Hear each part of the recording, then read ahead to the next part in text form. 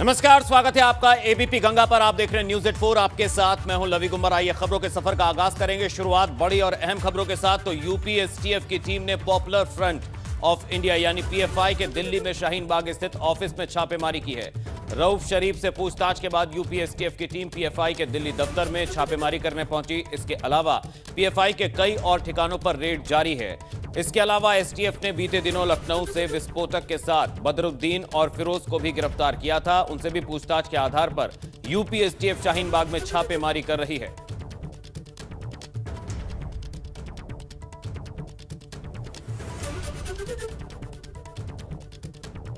तो पीएफआई पर एसटीएफ का शिकंजा। रऊफ शरीफ को एसटीएफ केरल से लेकर आई। आरोपियों से पूछताछ के बाद छापेमारी की कार्रवाई जारी। इस वक्त की बड़ी और अहम खबर, पीएफआई के ठिकानों पर यूपी एसटीएफ की रेड। बदरुद्दीन और फिरोज की भी गिरफ्तारी के बाद उनसे पूछताछ के आधार पर यूपी एसटीएफ की तेज कार्रवाई। तो पीएफआई पर एसटीएफ का शिकंजा कसा। दिल्ली में पीएफआई के ठिकानों पर यूपी एसटीएफ की रेड। तो कई ठिकानों पर एसटीएफ की रेड जारी। इस वक्त की बड़ी खबर, रऊफ शरीफ को एसटीएफ केरल से लाई। आरोपियों से पूछताछ के बाद पीएफआई के ठिकानों पर यूपी एसटीएफ की रेड। बदरुद्दीन और फिरोज से भी पूछताछ के बाद की छापेमारी। लखनऊ को दहलाने की साजिश में गिरफ्तार हुए थे दोनों। तो रऊफ शरीफ से पूछताछ के बाद पीएफआई के ठिकानों पर एसटीएफ की रेड। इस वक्त की बड़ी खबर। तो शाहीन बाग में पीएफआई दफ्तर पहुंची यूपी एसटीएफ की टीम। वहां पर रेड जारी है। इस वक्त की बड़ी खबर, लखनऊ को दहलाने की साजिश में गिरफ्तार हुए थे आरोपी और उनसे पूछताछ के आधार पर अब पीएफआई के ठिकानों पर यूपी एसटीएफ का शिकंजा कसा। एक और बड़ी खबर, मेरठ में रईसजादों की एक बर्थडे पार्टी वायरल होने के बाद पुलिस एक्शन में आ गई है। डांस पार्टी में रिवॉल्वर, तलवार और बंदूक के साथ जमकर ठुमके लगाए जा रहे थे। रईसजादों ने दबंगई दिखाते हुए ये वीडियो सोशल मीडिया पर भी वायरल कर दिया था। मामला उजागर होने के बाद पुलिस ने आरोपियों के शिनाख्त करते हुए मुकदमा दर्ज कर लिया है और हथियारों का लाइसेंस रद्द कर दिया है। तो पहले आप ये तस्वीरें देखिए, किस तरह से ये तस्वीरें वायरल हुई थी और उसके बाद अब इस पर संज्ञान लिया गया और कड़ा एक्शन लिया गया है। तो जो हथियार लहराते हुए नजर आ रहे हैं रईसजादे इन तस्वीरों में, जिसका वीडियो उन्होंने वायरल किया था सोशल मीडिया पर। वीडियो वायरल होने के बाद पुलिस ने इस घटना का संज्ञान लिया और कार्रवाई की है। तो क्या कार्रवाई हुई है, चलिए आपको सुनवाते हैं। का प्रकरण है ये, कुछ दिन पहले का है वीडियो। एक बच्चे के बर्थडे के समारोह के अवसर पर कुछ लोग डांस करते समय अपने लाइसेंसी वेपन्स भी ऊपर दिखा रहे हैं, लहरा रहे हैं, जिसकी वजह से ये वीडियो प्रकाश में आया, जिसकी जांच की गई। जांच के दौरान उनके नियमानुसार अभियोग पंजीकृत किया गया और उनके लाइसेंस जब्त किए गए। उनका लाइसेंस निरस्तीकरण की कार्रवाई की जा रही है। और अब खबर आगरा से, जहां दारोगा का पिटाई करते एक वीडियो वायरल हो रहा है। आपको बता दें, ढाबा संचालक की पिटाई करते वीडियो वायरल हुआ है। दारोगा का तो पीड़ित का बयान, पैसे ना देने पर उसकी पिटाई की गई। दारोगा ने उसको पीटा। दारोगा के खिलाफ बीजेपी विधायक राम प्रताप सिंह ने मोर्चा खोल दिया है। एसएसपी से चौकी इंचार्ज महिपाल सिंह पर कार्रवाई की मांग की गई। थाना बरहन क्षेत्र के आवलखेड़ा चौकी इंचार्ज है दारोगा महिपाल सिंह, जिस पर मारपीट का आरोप लगा ढाबा संचालक से। तस्वीरों में आप देख सकते हैं किस तरह से ढाबा संचालक को पीटते हुए नजर आ रहे हैं दारोगा। तो दारोगा का पिटाई करते वीडियो वायरल हो गया है, जिसको लेकर बीजेपी नेता ने मोर्चा खोल दिया है। बीजेपी विधायक राम प्रताप सिंह ने कार्रवाई की मांग की है एसएसपी से चौकी इंचार्ज के खिलाफ।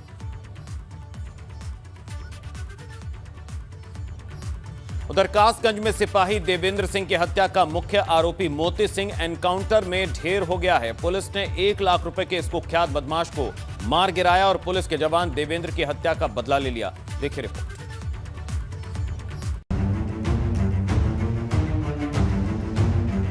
कासगंज में खाकी का गुनहगार ढेर हुआ। सिपाही देवेंद्र के हत्यारे का हिसाब लिया। 9 फरवरी को देवेंद्र की पीट पीट कर की थी हत्या।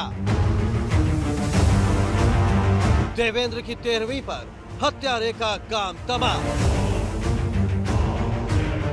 इस तस्वीर को आप पहचानते तो होंगे, ये मोती है, 1 लाख रुपए का इनामी। इनाम की बड़ी रकम से आप इसके बड़े गुनाह का अंदाजा लगा सकते हैं। ये वही मोती है जिसने कासगंज में सिपाही देवेंद्र सिंह को पीट कर मौत के घाट उतार दिया था। साथ ही दारोगा अशोक को भी इस कुख्यात बदमाश ने घायल कर दिया था, लेकिन अब ये अपने अंजाम पर पहुंच गया है। पुलिस ने इससे अपने सिपाही की हत्या का बदला ले लिया है।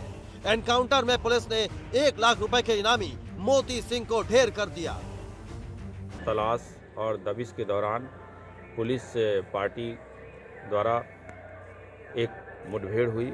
उस मुठभेड़ में 1 लाख का इनामी अपराधी मोती जो कि घायल हो गया था, जिसको इलाज के लिए जिला हॉस्पिटल रवाना किया गया।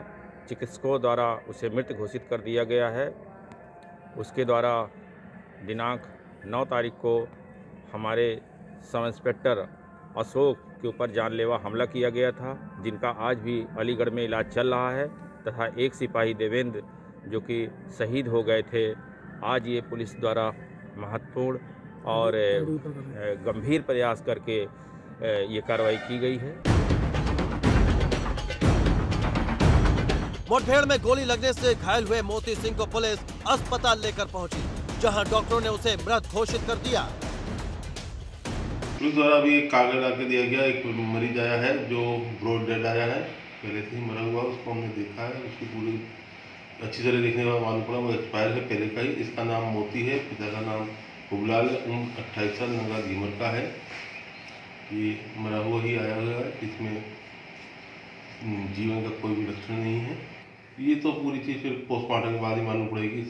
इस समय तो बस ये है कि इसमें जान। इस मोती सिंह को आप जान लीजिए, 1 लाख रुपए का इनामी था ये मोती सिंह। मोती सिंह ने सिपाही देवेंद्र की पीट कर हत्या की थी। दारोगा अशोक को मोती ने घायल किया था और पिस्टल लूटकर फरार हो गया था। 9 फरवरी को छापा मारने पहुंची पुलिस टीम पर इसने हमला किया था। नगला धीमर में शराब माफिया की तलाश में गई थी पुलिस। स्थानीय लोग मोती को कटरी किंग भी कहते थे।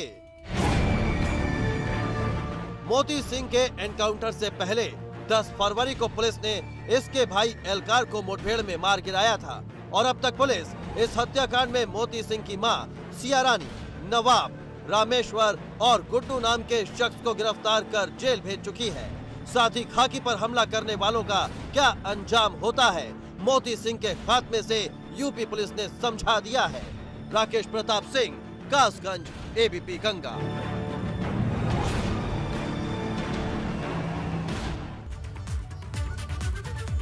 तो अब बात बजट की, तो चंद घंटों बाद यूपी का बजट सदन में पेश होना है, लेकिन इससे पहले विधान परिषद में कांग्रेस विधानमंडल दल के नेता दीपक सिंह ने बजट को लेकर सरकार पर निशाना साधा है। उनका कहना है कि इस बजट में भी बीजेपी जनता से झूठे वादे करेगी, यह केवल झूठ का पुलिंदा साबित होगा। विधानसभा में वित्तीय वर्ष 2021-22 का बजट चंद घंटों बाद पेश होगा। सरकार कह रही कि लोक लुभावन बजट होगा, लेकिन विपक्ष क्या सोचता है और विपक्ष क्या चाहता है, इस बजट में क्या वो चाहता है कि जनता के लिए हो, इस पर बात करने के लिए हमारे साथ विधान परिषद में कांग्रेस के नेता विधानमंडल दल दीपक सिंह हैं। उनसे बात करेंगे। दीपक जी, चंद घंटों बाद अब बजट आना है और लोक लुभावन बजट सरकार कह रही ये होगा और ऐसा बजट होगा जो इससे पहले कभी नहीं आया होगा। क्या लग रहा है कि जिस तरीके से लोक लुभावन बजट की बात सरकार कह रही, कहीं चुनावी बजट तो नहीं होगा? भाजपा कुछ सच भी बोल रही है। न कभी ऐसा बजट आया है, न कभी ऐसी सरकार आई है। जिस तरह से भारतीय जनता पार्टी चुनाव जीतने के पहले संकल्प पत्र जारी की, उसके एक भी वादे नहीं पूरे हुए। आज प्रदेश में महंगाई चरम पर है, प्रदेश में बेरोजगारी चरम पर है, विकास दर शून्य हो गई है, किसानों की आय दुगनी करने की बात की थी वो आधे से कम हो गई। तो मुझे लगता है इस बजट में सरकार सिर्फ एक काम करेगी, जनता से फिर एक बार झूठे वादे करेगी, जनता के सामने लोक लुभावने लिखित दस्तावेज सामने रखेगी बजट के रूप में।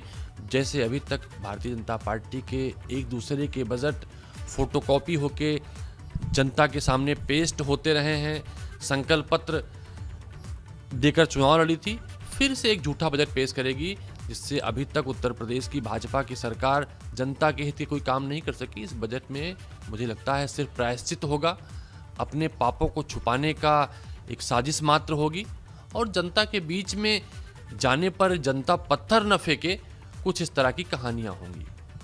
तो ये आपने सुना क्या कहना है कांग्रेस एमएलसी दीपक सिंह का। साफ तौर पर कह रहे हैं कि बजट में फिर उसी तरह के लोक लुभावन वादे किए जाएंगे, लेकिन कागजों में कुछ नहीं होगा, धरातल पर कुछ नहीं मिलेगा। और अगर कुछ अच्छी चीज़ होगी बजट में, कांग्रेस उसका स्वागत करेगी, लेकिन कमियां होगी तो सदन से लेकर सड़क तक उसका विरोध करेगी। कैमरा सहयोगी मेहदी हसन के साथ अनवर शुक्ला, एबीपी गंगा, लखनऊ। तो कांग्रेस ने तो बजट पेश होने से पहले ही निशाना साधा और हमला बोल दिया सरकार पर। वहीं कल यूपी सरकार का बजट आने वाला है। काशी के कुटीर उद्योग को इस बजट से खासी उम्मीदें हैं। लॉकडाउन की मार से कुटीर उद्योग बेहाल है। रेशम की ड्यूटी बढ़ी है तो रेशम भी महंगा हो गया है। इसके साथ साथ बिजली भी इन दिनों बुनकरों को परेशान कर रही है। लिहाजा बिजली पर राहत और रेशम पर राहत की उम्मीद लगाए बुनकर अब सरकार की ओर देख रहे हैं। इसमें हम लोग का यही एक सोचना है कि हम लोग के लिए भी कुछ इस बजट में आवे, जिससे कि हम लोग को कारीगरों को और ऊंचाई पैदा हो और हम लोग थोड़ा ज़मीन सरकार हम लोग को दे जहाँ से उन लोग उद्योग लगा सके, और बिजली और सोलर की थोड़ा व्यवस्था कर दे कि हम लोग उसमें थोड़ा सा रियायत दे हम लोग को, जिससे कि हम लोग उसमें और सामान को जो थोड़ा सस्ते में बेच करके और अच्छा सा लोगों को पहुंचा सके। भाई उम्मीद तो बहुत करते हैं कि हम लोग को लकड़ी भी किफ़ायत मिलेगा, पावर भी कुछ में कम होना चाहिए। पावर का बिल इतना आता है कि लोग को देते देते हालत खराब हो गई। अब पहले तो कोरिया लकड़ी तो मिलता ही नहीं हमको यहाँ पर। तो क्या इस लकड़ी पे छूट चाहते हैं? इस लकड़ी में मेहनत बहुत ज़्यादा पड़ता है। उम्मीद है कि सरकार कुछ लेकर आएगी। उम्मीद तो है। देखिए, सबसे बड़ी बात यह है कि इस लॉकडाउन के बाद इस बेरोज़गारी के माहौल में आपने टैक्स बढ़ा दिया, सिल्क पे सिल्क की कीमत बढ़ गई, तो ये कहीं से न्यायोचित नहीं है। ये बुनकरों के साथ एक छलावा है और बुनकरों का आप कहते हैं कि हम हर तरह से ख्याल रखेंगे और आप बिल्कुल ख्याल नहीं रख पा रहे हैं। चलिए, तो बात हुई बजट और बजट को लेकर लोगों की उम्मीदों की। बात अब प्रियंका गांधी के प्रयागराज दौरे की। प्रियंका प्रयागराज के बसवार गांव पहुंची और निषाद समुदाय के लोगों से बातचीत की। दरअसल 4 फरवरी को यहां नाविकों की पुलिस से झड़प हुई थी और इस दौरान पुलिस ने कई नाविकों और मजदूरों की पिटाई कर दी और उनकी नावें भी तोड़ दी थी। समाजवादी पार्टी के राष्ट्रीय अध्यक्ष अखिलेश यादव भी इस गांव में अपनी पार्टी का प्रतिनिधिमंडल भेज चुके हैं। वहीं निषाद पार्टी के अध्यक्ष संजय निषाद भी पीड़ितों से मुलाकात कर चुके हैं और अब प्रियंका गांधी यहां पहुंची हैं और लोगों से उन्होंने बातचीत की।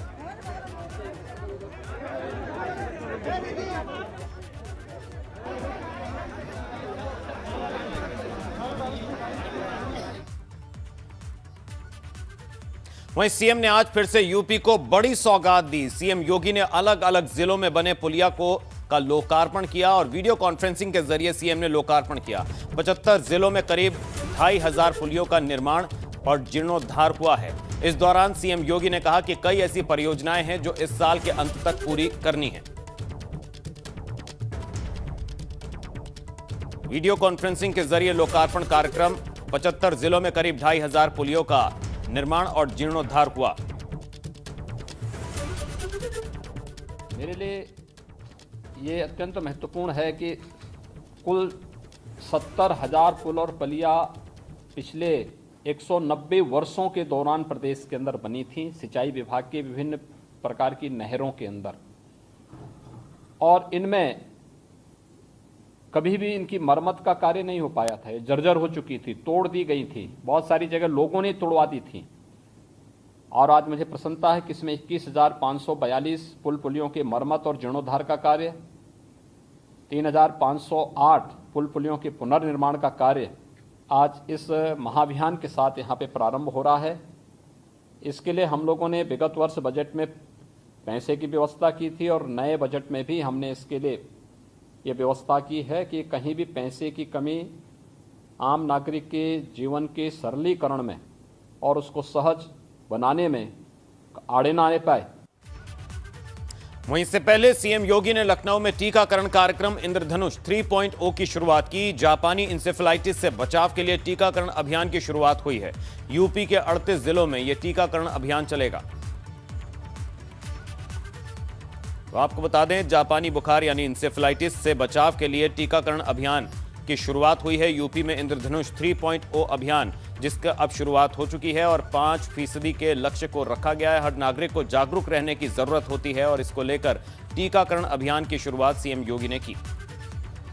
दूसरा कार्यक्रम आज यहां पर प्रारंभ हो रहा है मिशन इंद्रधनुष का तृतीय संस्करण के शुभारंभ का। तमाम प्रकार की ऐसी बीमारियां हैं जो समय पे गर्भवती महिला को या फिर नवजात शिशु को टीकाकरण के माध्यम से हम उन्हें बचा सकते हैं और उनके जीवन को सुरक्षित रख सकते हैं। लेकिन जागरूकता का अभाव या लापरवाही ये कहीं न कहीं गर्भवती महिला को, माता को और बच्चे को भी इसकी मृत्यु दर को ही बढ़ाता है, बाल मृत्यु दर और मातृ मृत्यु दर को बढ़ाता है।